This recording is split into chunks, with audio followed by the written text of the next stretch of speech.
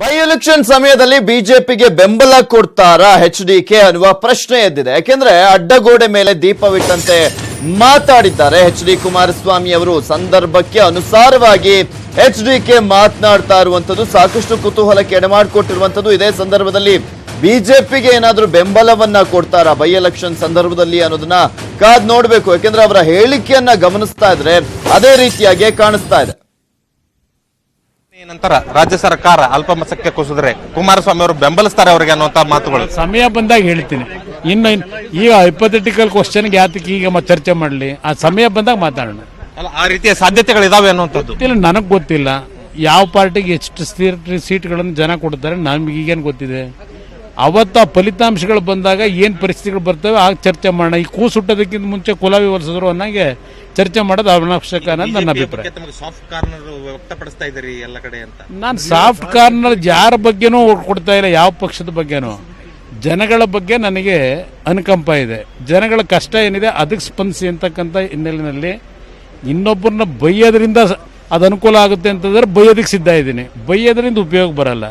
ಒಳ್ಳೆ ರೀತಿಯಲ್ಲಿ ಕೆಲಸ ಮಾಡಿಸಬೇಕು ಅನ್ನೋ ದೃಷ್ಟಿಯಿಂದ ನಾನು ಹೇಳ್ತಾ ಇದ್ದೇನೆ. ಈಗ ಅವ್ರು ಕೋಮುವಾದಿಗಳಲ್ವಲ್ಲ, ಅವ್ರು ಸೆಕ್ಯುಲರ್ ಪ್ಯೂರ್.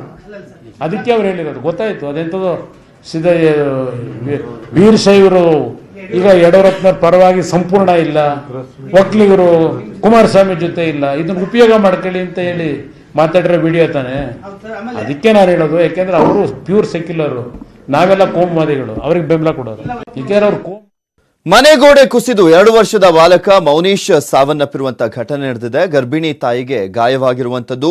3 ಬಚಾವಾಗಿದ್ದಾರೆ. ಕೊಪ್ಪಳ ಜಿಲ್ಲೆಯ ಕಾರಟಗಿಯ 3ನೇ ವಾರ್ಡ್ನಲ್ಲಿ ಒಂದು ಘಟನೆ ನಡೆದಿದೆ. ದುರ್ಗಪ್ಪ, ಲಕ್ಷ್ಮಿ, ದೀಪ ಪ್ರಾಣಾಪಾಯದಿಂದ ಪಾರಾಗಿದ್ದಾರೆ. 2 ವರ್ಷದ ಬಾಲಕ ಸಾವನ್ನಪ್ಪಿರುವಂತದ್ದು.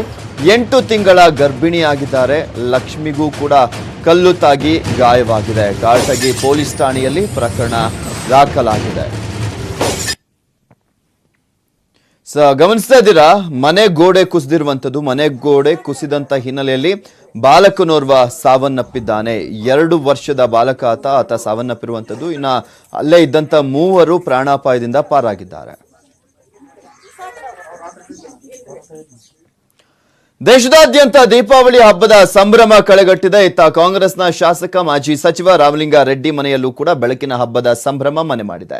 ದೇವರಿಗೆ ಪೂಜೆ ಸಲ್ಲಿಸಿ ಹಬ್ಬವನ್ನ ಆಚರಿಸಿದ್ದಾರೆ ರಾಮಲಿಂಗಾರೆಡ್ಡಿ ಕುಟುಂಬ.